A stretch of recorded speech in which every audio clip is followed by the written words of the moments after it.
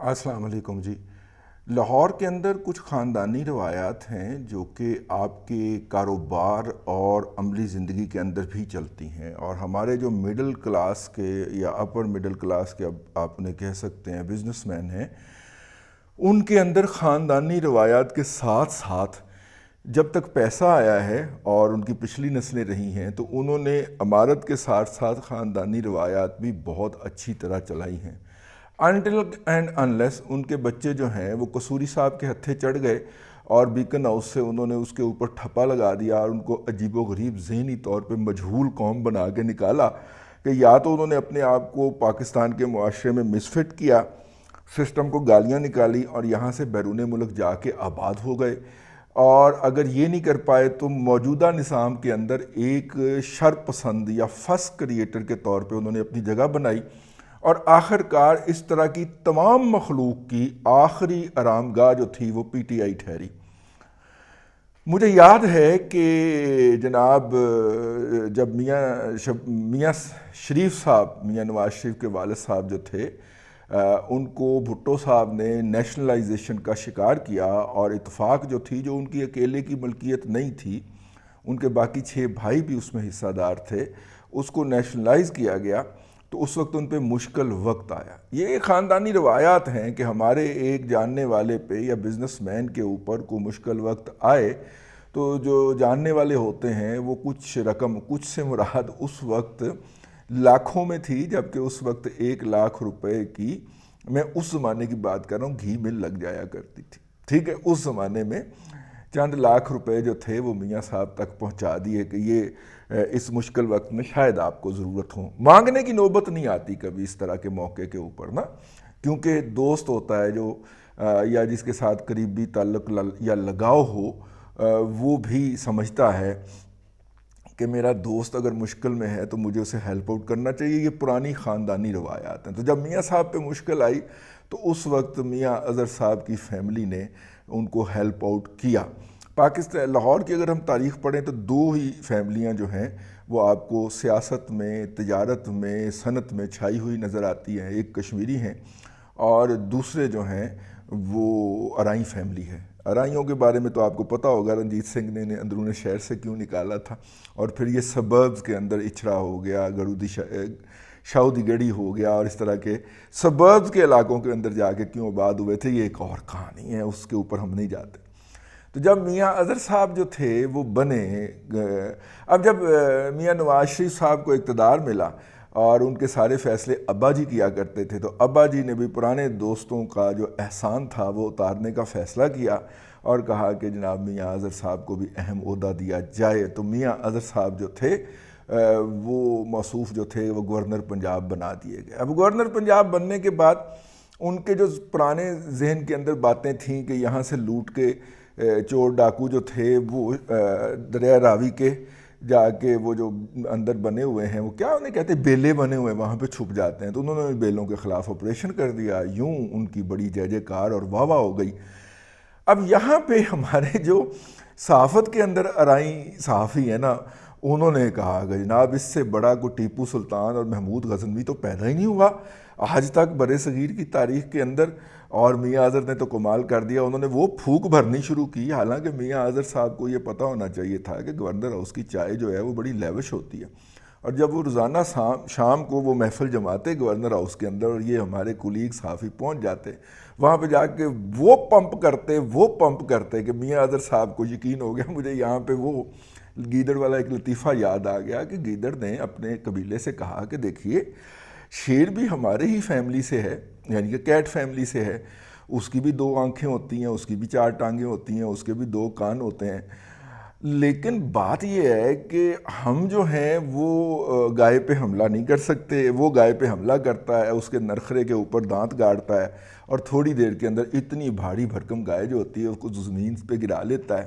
اور اس کے بعد پھر جو ہے وہ سارا خاندان اس کا جو ہے وہ لنچ کرتا ہے۔ تو ہمیں بھی یار دیکھو کچھ کرنا چاہیے۔ تو اس کے دوستوں نے کہا کہ ٹھیک ہے اس کی تحقیقات کی جائیں، تو ریسرچ پھر اس کے اوپر کی گئی، تو پتہ چلا کہ شیر جب حملہ کرنا شروع کرتا ہے تو سب سے پہلے وہ اپنے پچھلے پنجوں کے اوپر وزن ڈالتا ہے تاکہ جمپ کرنے میں آسانی رہے. پھر اس کی آنکھوں سرخ ہو جاتی ہیں اور غور سے دیکھنا شروع کر دیتی ہیں. پھر اس کے کان کھڑے ہو جاتے ہیں. پھر اس کی دم گھومنا شروع ہو جاتی ہے. اگر یہ انڈیکیٹر جو ہے نا، یہ اگر میرے اندر پیدا ہو جائیں، اس سردار گیدڑ نے اپنے قبیلے سے کہا، تو آپ نے مجھے بتا دینا ہے، پھر دیکھنا میں بھی شکار کر لوں گا. تو پھر اس نے ایک بہت بڑا جو جنگلی گائیاں بھینسیں ہوتی ہیں افریقہ کے اندر، ان کا ایک ریوڑ جو تھا اس کے پاس وہ کھڑا ہو گیا، اور اس نے اپنے ساتھیوں سے پوچھا کہ کیا میری دم ہوا میں لہرانا شروع ہو گئی ہے؟ میں نے کہا ہاں. کیا میری آنکھیں سرخ ہو گئی ہیں؟ ہاں. میرے کان اکڑ گئے؟ ہاں. میرے جسم پہ تشنج طاری ہو گیا؟ ہاں. تو اس نے جمپ مارا. تو وہ جو آگے بھاری بھرکم قسم کی وہ جو سردار جو سنڈا ہوتا ہے اس قبیلے کا، بھینسوں کے قبیلے کا سردار سنڈا ہوتا ہے، ٹھیک ہے، وہ کھڑا ہوا تھا. اس نے ایسے کر کے سر گھمایا اور گیدڑ وہ پڑا ہوا تھا، 4-5 پسلیاں بھی ٹوٹ گئی بیچارے کی، اور کہہ رہا تھا کہ یہ مجھے میری قوم نے مروا دیا.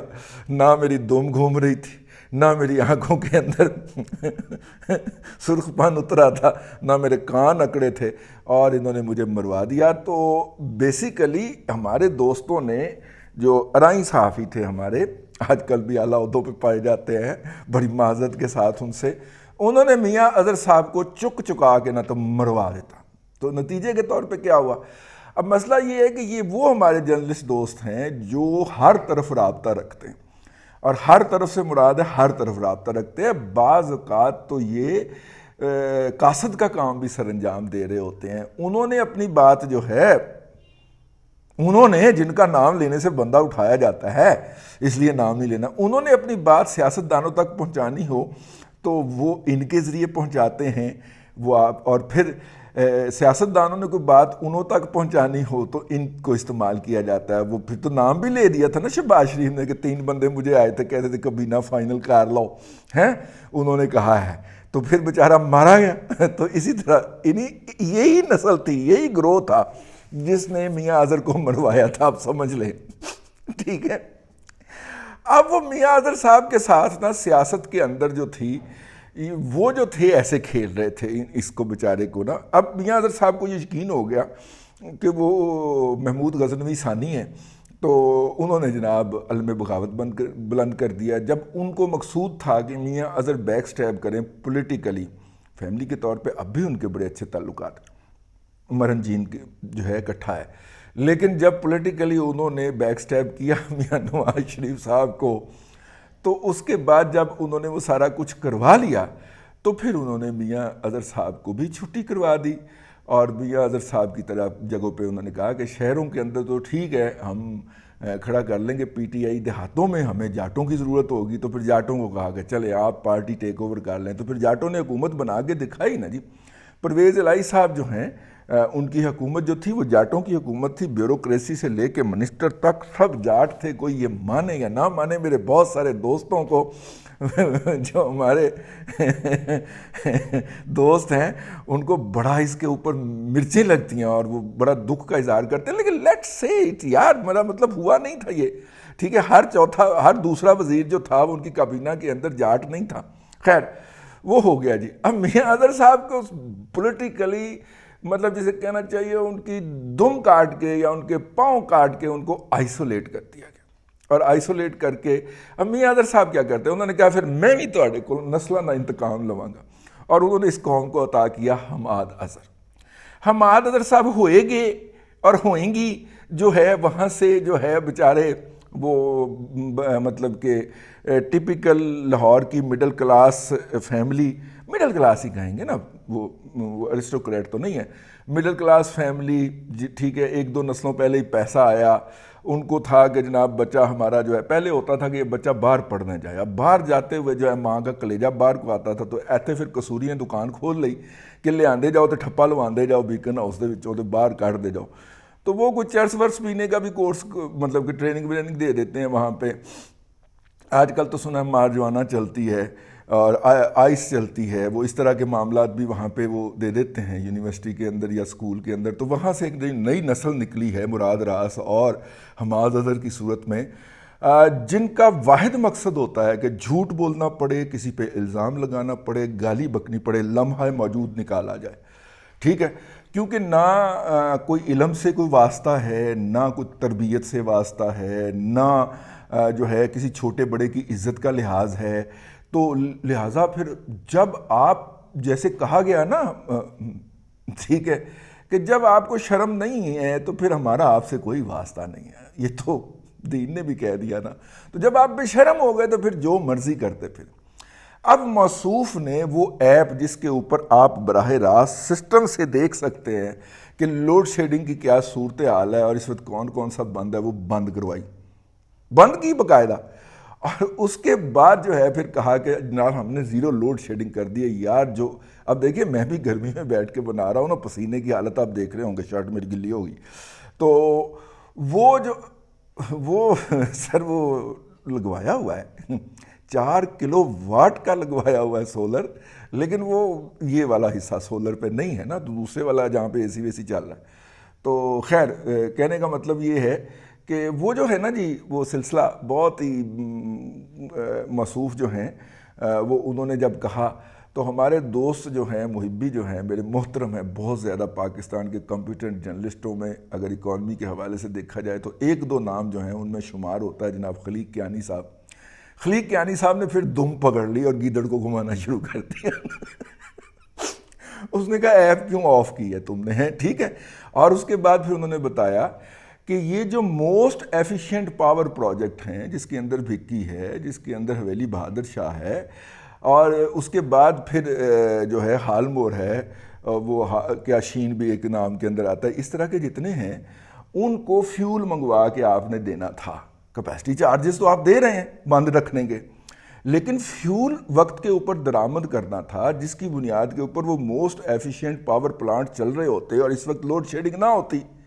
وہ تو آپ نے بر وقت فیصلہ نہیں کیا، اور کوئی کام انہوں نے بر وقت فیصلہ نہیں کرنا ہوتا. اگر آپ کو یاد ہو ہمارا ویلاگ دسمبر میں ہم نے کیا تھا، میں نے کہا تھا کہ ان احمقوں نے عین گرمی میں جا کے نا پھر ایک اور حماقت کرنی ہے. اس وقت بھی انہوں نے امپورٹ نہیں کرنی. وہ سستی ترین ایل این جی مہینے کے اندر، سال کے اندر جو 9 ماہ کا کانٹریکٹ کیا ہے نا پی ٹی اور پی ایم ایل این سے سستا کیا ہے، ٹھیک ہے نا، وہ سستی ترین ہی ملنی تھی نا، ٹھیک ہے. چلو وہی منگوا لیتے، وہ منگوا کے بر وقت دے دیتے تو یہ پاور پروجیکٹ چل رہے ہوتے اور آپ کے ہاں ہمارے ہاں یہ لوڈ شیڈنگ نہیں ہوتی. چونکہ یہ کام کیا نہیں ہے، اب جھوٹ کے اوپر جو ہے نا وہ اظہر کا لونڈا جو ہے وہ اس پوری قوم کے منہ پہ بیٹھ کے جھوٹ بول رہا ہے اور اوپر سے آپ کو گالی بک رہا ہے.